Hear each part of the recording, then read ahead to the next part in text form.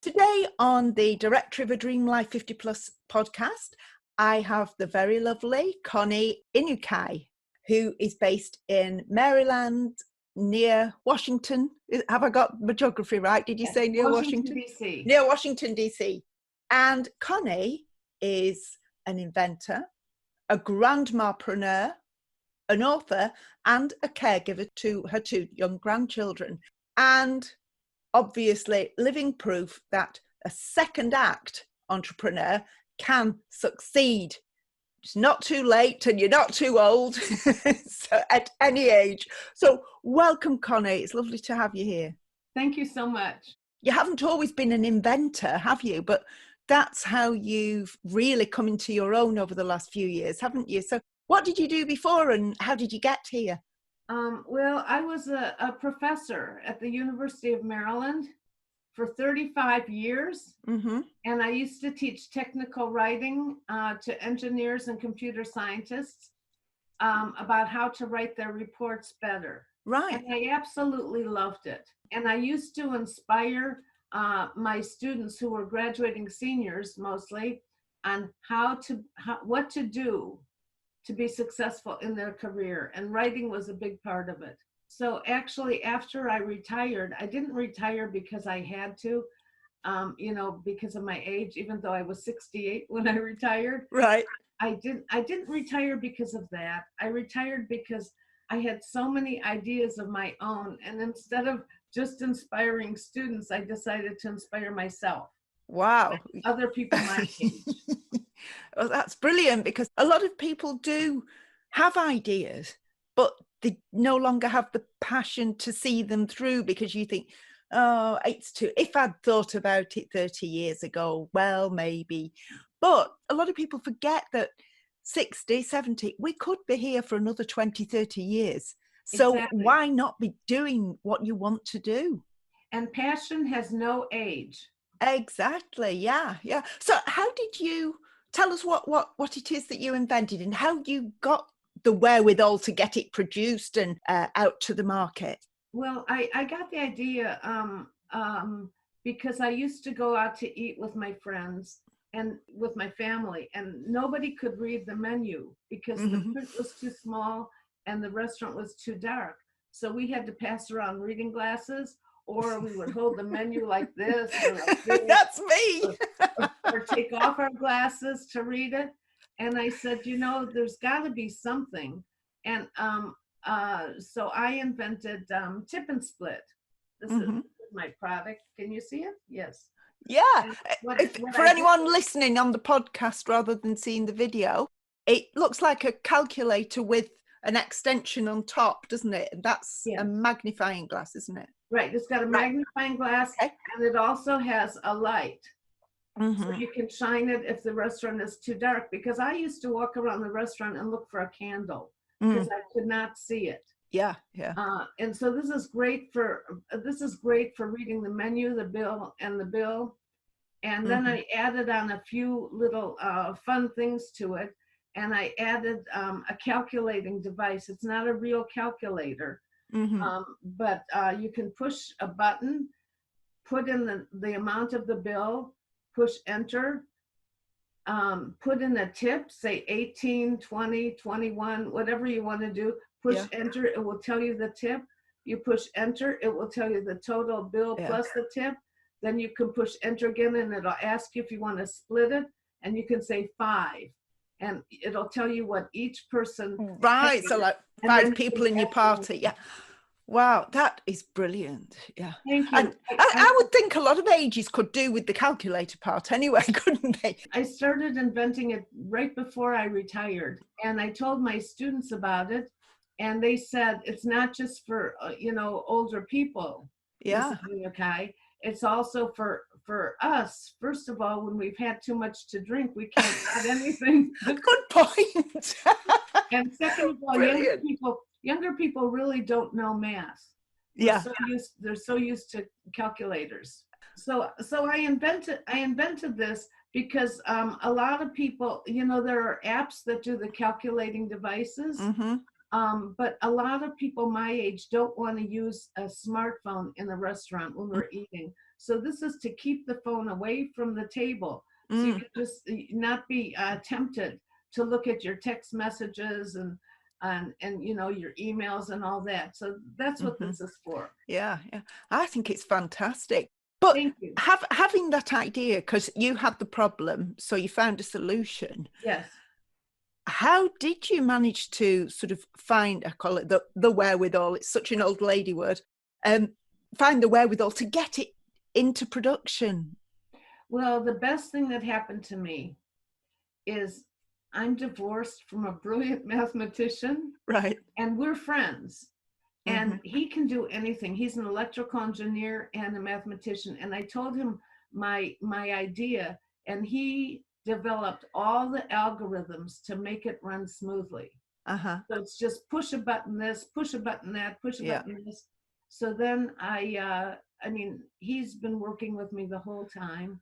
And then I found a manufacturer to produce it, manufacturer in China to produce it. And then I started making it. Right. So was it easy to find a manufacturer because of your husband's contacts, or was it because you just found the right people on the internet searching for manufacturers, etc.? Well, I really have to tell you, Marcia, it was a horror working with a manufacturer, because my manufacturer was terrible. Right. And they just couldn't get it right. And I met them at a trade show because the man was speaking about manufacturing. So I decided he must be good. Yeah. So I hired him, and he said, this is engineering 101. And it took him 1.5 years to develop it. And then I got my product on The View. It's a TV show. You may not, it's part of Good Morning America. Oh, right. I got my product on, and right before it went on, he sent me my product, and it was defective. Oh. And so I've had a lot of problems, and I had to take off a little time till I didn't want to sell it until it was perfect. And now they're perfect. Now they're perfect. A new manufacturer, and all is well. Yes. Yes. Excellent. And you mentioned then that you got on TV with it, and I believe you've been on QVC and other big media outlets. How did you get on there? Well, you know, I'm very persistent. And so I went to a trade show for inventors in Pittsburgh. Right. And they had QVC there. You could pitch to them. Yeah. And the first time I went there, I pitched, but my manufacturer didn't even have my product. So I just showed pictures of it, and everybody loved it. And they said, why don't you come back when you have your product? So a year later, I went back with my product, and they said, do you remember me? I was here last year. And they said, yes, we do. And they said, well, you told me to come back with my product, so here it is. Yeah, yeah. And they loved it, and they put me on QVC. Fantastic. So I'm still going. I have another invention that I decided not to go with because it's too difficult for me. It's for older people. It's something that works like an airbag. So when you fall down, you don't break your hip or your shoulder. And I thought that's a really good thing, because that's the biggest fear of people who are getting older, is falling down. I love that idea. I didn't pursue it because I just don't have the technology to back it. I was going to say, if anybody listening thinks, well, yes, it's fine for you, you're retired and you've got loads of time on your hands. You haven't, have you? Because am I right in thinking you've got your 2 young grandchildren living with you? Yes, I do. And we're doing homeschooling now and having fun. So I just told them that I'm going to be unavailable for a little bit of time, so they can come here. Yeah, but I have so many ideas, and I think a lot of people don't think that way. That, you know, everybody's got an idea. Everybody has an idea. Well, not everybody, but I've read that 3 out of 10 people have an invention in their head that they've never followed through on. Well, Les Brown, I don't know do you know Les Brown, the motivational speaker? Yes. Who I've met, and he says that the cemetery is the richest place on earth, because that's where all the ideas are buried. The people who had these fantastic ideas for books or paintings or inventions, and they just took them to the grave with them. Right. Well, I'm not going to be one of those. You're definitely not one of those. And tell me about this book that you wrote. This is a book that I wrote for other inventors, because I had a lot of fun inventing it. So I wrote a book to help other people. How I got my product on QVC, the Today Show, The View, and more in my retirement. So it's a 25-page book. Anybody wants to email me on my website, I will send them a free PDF of this book. Oh, how's that? I'll be doing that, because a lot of the books are not written for us, for our age, are they? You've written it with our age group in mind. Yeah, I think you're younger than I am, but anyone over 50. Right. So everyone listening to this podcast is over 50 or around that age. Okay, well, that's great. So I wrote that book, and I'm just having the time of my life. And I started speaking recently. So a lot of people want to know about how I got my publicity. Of course. So that's why I wrote my book. Yeah.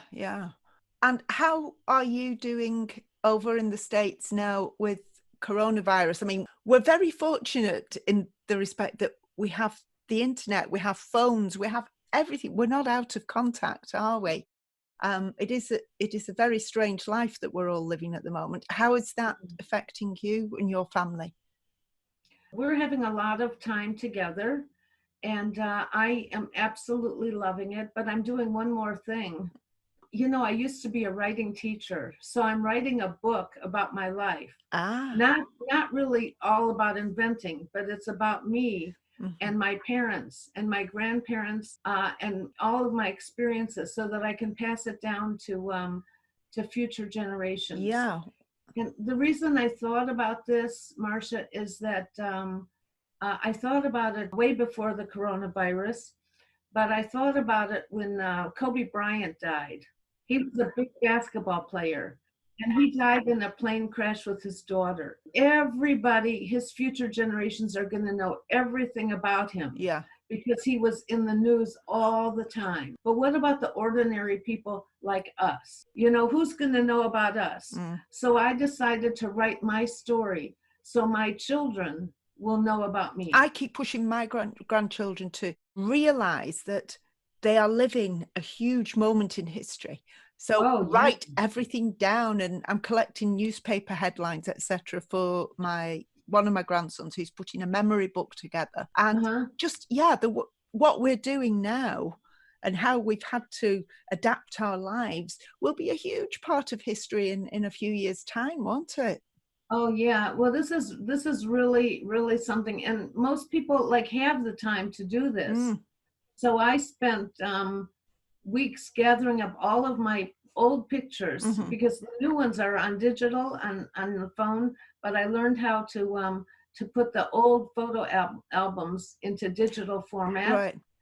So you're asking how this affects me. So I'm trying to put my skills to use, because I was a writing teacher, and writing is very important, and I'm retired now, and I have 5 grandchildren, and I want to make sure that they remember me. Of course, yeah.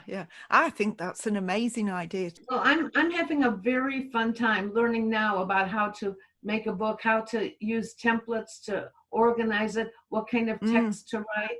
Yeah. Most of my pictures are gonna have captions on them, so people will remember it. Yeah. Me. I'm only doing my grandparents. Right.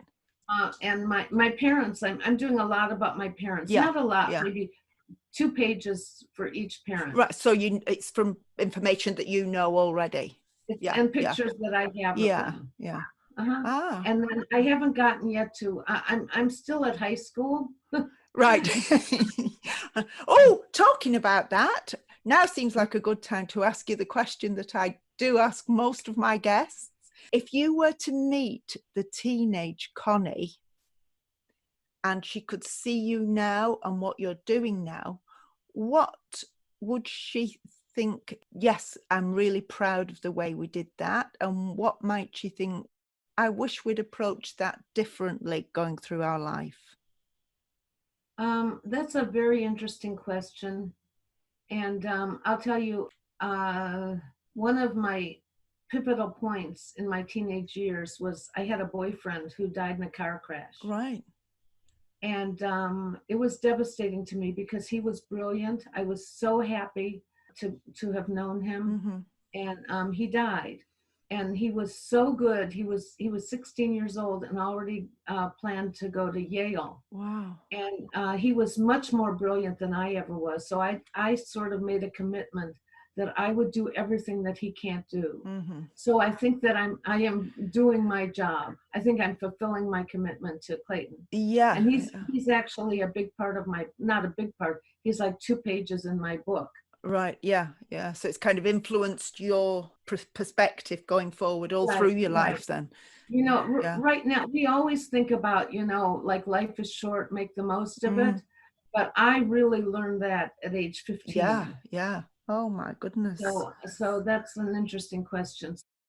And is there anything that you think, looking back, the teenage you might have thought, I think we should have done that differently? Not necessarily regrets, because you shouldn't regret anything, should you? It's gone. No, I honestly don't think so. I think I tried to do everything possible. Excellent. Excellent. Well, you are absolutely amazing. Oh, thank you. I think you are too.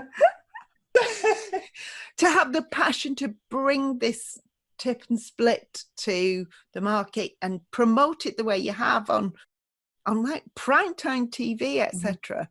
It's absolutely awe-inspiring. Well, Marcia, that was just the start. That was a launch. That was just to launch. Right, and right. There's more. That was just to launch. That was my idea. I have more ideas. Yeah. But that was just to get me into that entrepreneurial mind shift. Yeah, yeah. Please let us have the link for this Facebook group that you've set up to help people with the writing, because I think that is such a fantastic idea, particularly now when we might be reflecting and we might have more time on our hands than we bargained for. Okay, it's on Facebook. It's called Write Your Selfie. Write Your Selfie. Oh, I like what you did there. Oh, I love that name. Yeah, we shall be in there. I will be in that group, definitely, because there's a big list of things that I want to do in this time. But I think having a driving force and having someone to be accountable to as well. Right, that's the main thing. It's going to help. Yeah, you can write your own book. Anybody can write their own book, but I'm just giving them the impetus to start. And then to do feedback and to make them accountable. Yeah. Maybe every week, I check in with them. Do you have any questions? How are you doing? Let me see what you've done. Yeah, that's so helpful. Well, I'm basing it on pictures because we all have photo albums. So I'm basing it on pictures to tell their life. Oh, I love it. I love it already. Right. I'm going to go off and find your Facebook group. Now, if anyone wants to get in touch with you, how can we do that? Anybody who wants my book can email me. It's on, I think it's on my website. You can email me. Anybody who wants to buy my product, I'm selling it for $10. That's a really good bargain.